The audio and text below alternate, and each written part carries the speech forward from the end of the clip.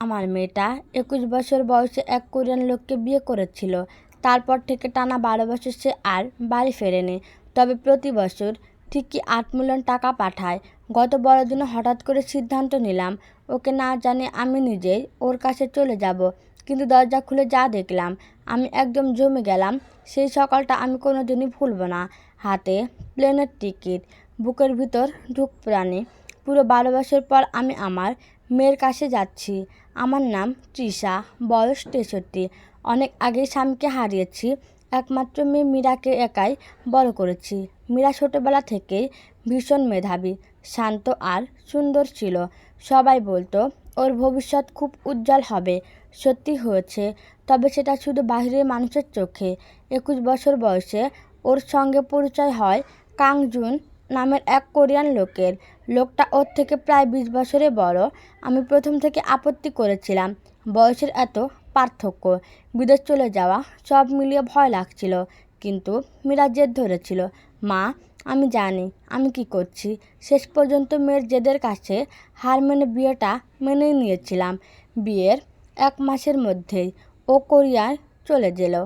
সেদিন বিমানবন্দরে ও আমাকে জড়িয়ে ধরে কাঁদছিল।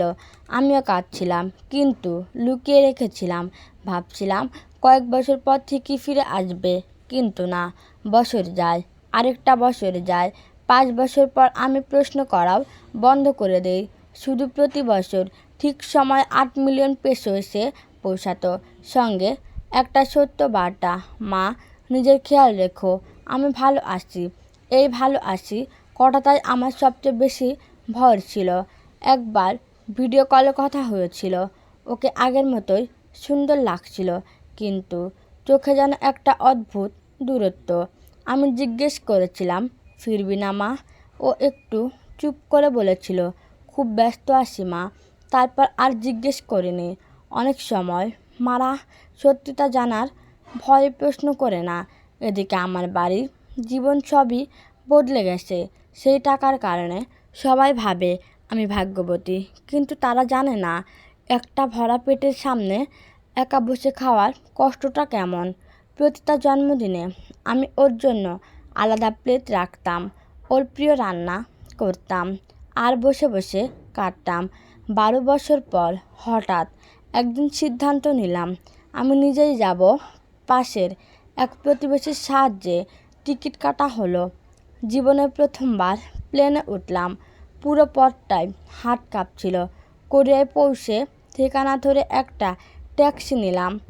দোতলা একটা বাড়ি, বাইরে থেকে সব ঠিকঠাক, কিন্তু অদ্ভুত নিস্তব্ধতা। ডোরবেল চাপলাম, কেউ দরজা খুলল না। বাইরে গেট খোলা ছিল। ধীরে ধীরে ভিতরে ঢুকলাম। সব কিছু এত পরিপাটি, কিন্তু কোথাও জীবনের কোনো ছাপ নেই। ড্রয়িং রুমে ঢুকেই বুঝলাম কিছু একটা ঠিক নেই। সব কিছু এত গোছানো, যেন কেউ এখানে থাকেই না। কোনো জুতা সরানো নেই, কোনো কাপড় নেই, রান্নার গন্ধ নেই। আমি ধীরে ধীরে ডাকলাম, মীরা। কোনো উত্তর নেই। রান্নাঘরে গেলাম, অস্বাভাবিক পরিষ্কার। ফ্রিজ খুলে দেখি ফাঁকা। উপরে উঠলাম। প্রথম ঘরে একটা বিছানা, একজন মানুষের থাকার মতো। আলমারিতে শুধু মেয়েদের কাপড়, কোনো পুরুষের অস্তিত্ব নেই। দ্বিতীয় ঘরটা অফিসের মতো, কিন্তু ব্যবহার হয় না মনে হলো। কাংজুন এর কোনো চিহ্নই নেই।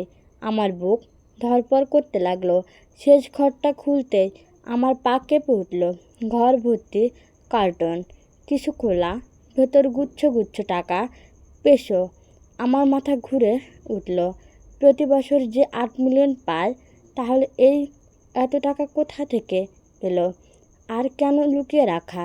হঠাৎ নিচে দরজা খোলার শব্দ, কারো পায়ের আওয়াজ। আমার শ্বাস বন্ধ হয়ে আসছে। তারপর ঠক ঠক কেউ দরজায় কড়া নাড়ল।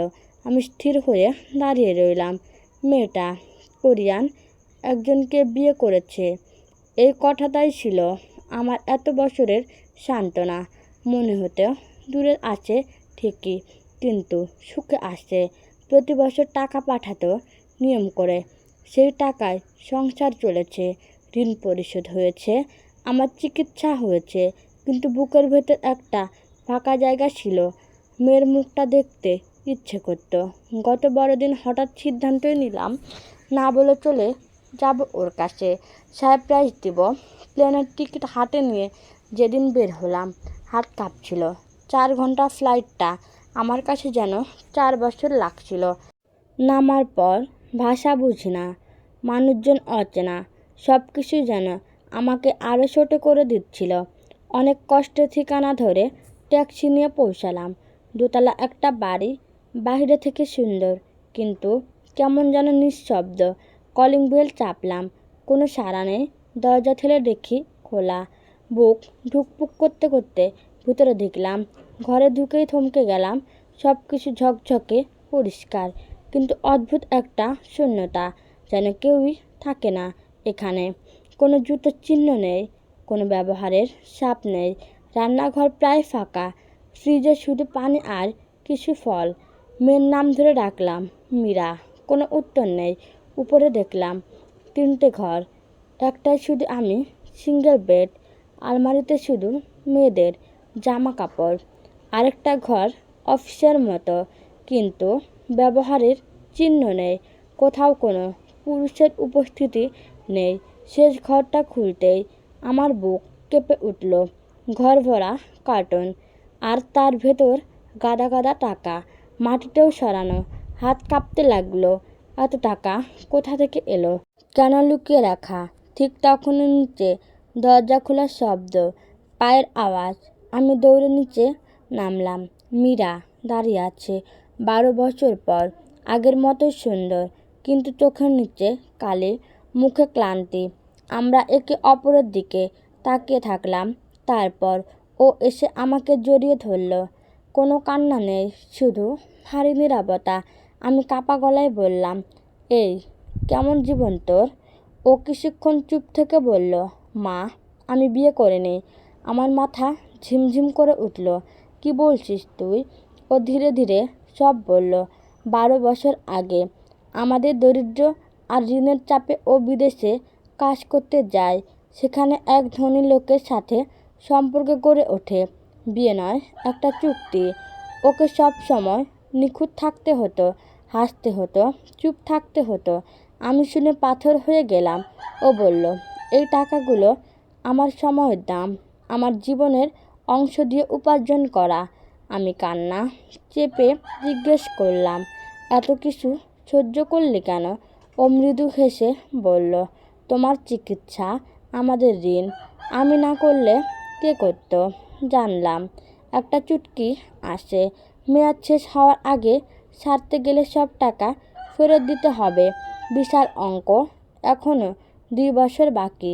আমার বুক ফেটে যাচ্ছিল। আমার মেয়ে একটা অদৃশ্য কারাগারে বন্দি। হঠাৎ ওর ফোন বেজে উঠল। ওর মুখ বদলে গেল। কয়েক সেকেন্ডের মধ্যে নিজেকে গুছিয়ে নিল। একটা নিখুঁত মানুষ হয়ে গেল আবার। আমি বুঝলাম এই অভিনয়টাই ওর প্রতিদিনের জীবন। সেই রাতে আমরা পাশাপাশি শুয়েছিলাম। আমি ওর হাত ধরে বললাম, আমি টাকা চাই না, আমি তোকে চাই। ও চুপ করে রইল। তারপর আসতে বলল, আমি ভয় পাই মা। পরের দিন ও আমাকে একটা ছোট্ট বাড়িতে নিয়ে গেল। বলল, এখানে নতুন জীবন শুরু করার স্বপ্ন দেখেছিল।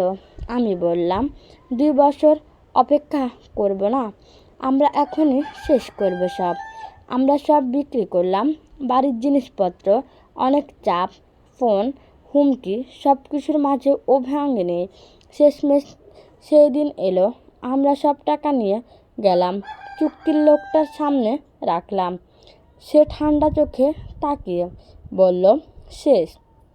আমরা বের হয়ে এলাম। রোদ উঠেছিল। মীরা গভীর শ্বাস নিল। তার মুখে এক ধরনের শান্তি, যেটা আমি কোনোদিন দেখিনি। আমরা দেশে ফিরলাম নিঃশব্দে, 2টি ব্যাগ নিয়ে। নতুন শুরু। মীরা একটা ছোট্ট রেস্টুরেন্ট খুলল। প্রথম দিন একজন রিক্সা চালক খেয়ে বলল, খুব ভালো হয়েছে। সেই কথায় ওর চোখ জ্বলে উঠল। দিন যেতে লাগলো। কষ্ট ছিল, কিন্তু মিথ্যা ছিল না। একদিন দেখলাম রোদে দাঁড়িয়ে টেবিল মুছছে, মুখে শান্ত হাসি। সেই মুহূর্তেই বুঝলাম আমরা ঠিক সিদ্ধান্ত নিয়েছিলাম। কারণ স্বাধীনতার দাম যতই হোক, সেটা সবসময় সার্থক। মুক্তির পথ।